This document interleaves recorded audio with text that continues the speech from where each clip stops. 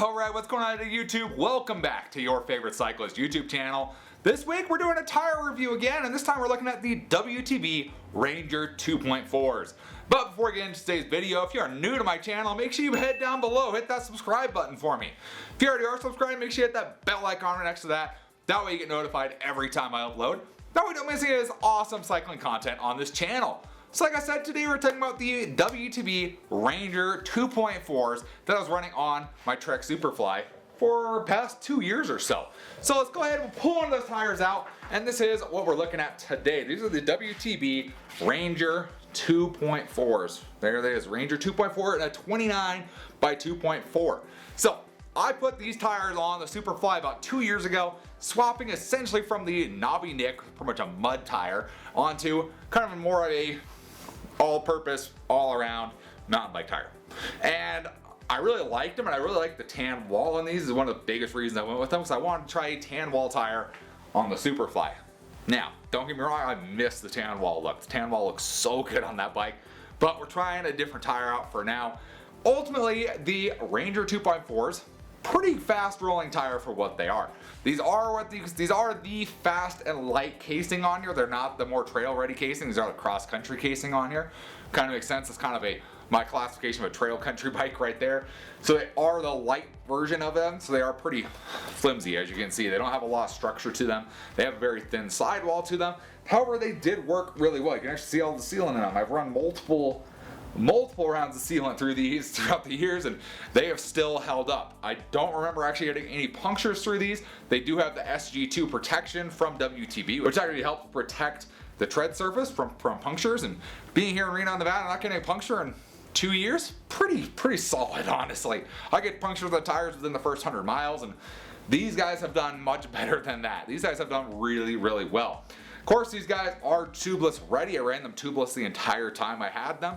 Never had any problems with leaks. They did have a bit of a problem seating them up, but that's pretty normal for this bike. The wheels on this bike do not like seating up tires. So they were great running tubeless. Never had to burp a bead. The sidewalls on them were plenty stiff enough for me and for the type of riding I do out here in Nevada, and the type of riding I took this bike on. These are a 60 TPI thread per inch tire on here. These ultimately I was very happy with these tires.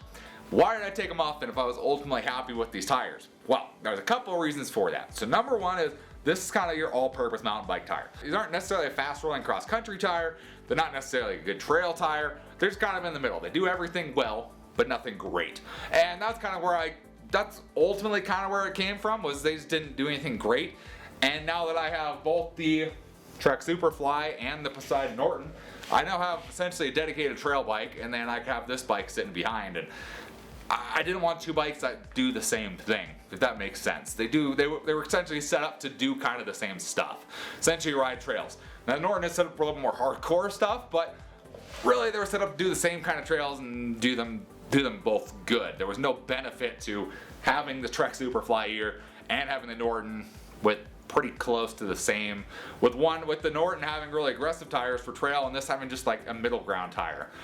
They rode pretty same. I couldn't figure out when I would ride each. There was no difference in my mind between the two. So we decided to go ahead and switch the Superfly up. We went ahead with the Kenda boosters, and we're gonna try those out. Those are a very fast rolling cross country race tire, and I want to try those out on this bike. See if we get that feeling a little bit different than the Norton does. That's really one of the big goals, is to differentiate the two mountain bikes from each other. So I know when I ride this and know when to ride that, and they have different feels to them versus feeling essentially like the same bike, just one with 29s, one with 27.5s. So one of the big reasons right there.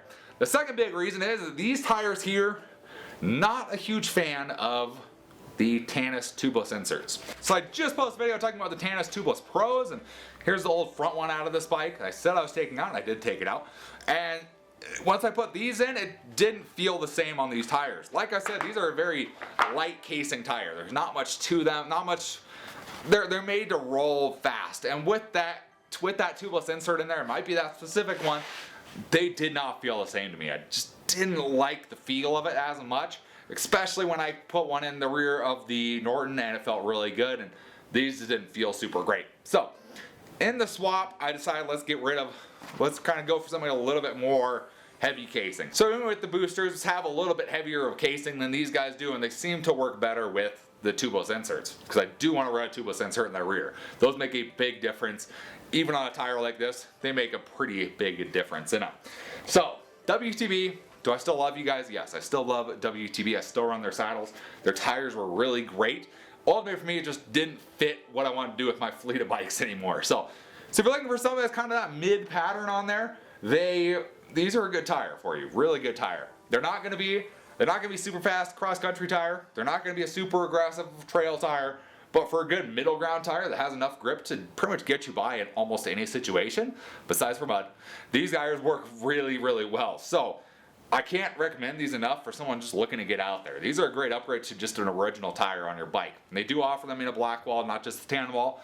But if you get a bike, you just have original tires on there, you want something a little bit different than those, but nothing too crazy, the Rangers are a great tire to go with in my opinion. So down in the description below, I'm going to have a link so you guys can check out the WTB Ranger 2.4s. Great tires, come in multiple different sizes. These are the 2.4s and a 29er. They do come in different sizes like I said, so find the one that fits your bike. You're not going to be disappointed if you're looking for, like I said, that all-around good tire. This is the way to go. So hopefully you guys enjoyed the video. If you at least found it entertaining, give this video a big thumbs up. I appreciate the support. Any comments or questions, let me know down in the comment section below. Love talking to you guys. Love answering questions you guys have. And I will see you in the next video. Thanks for watching today.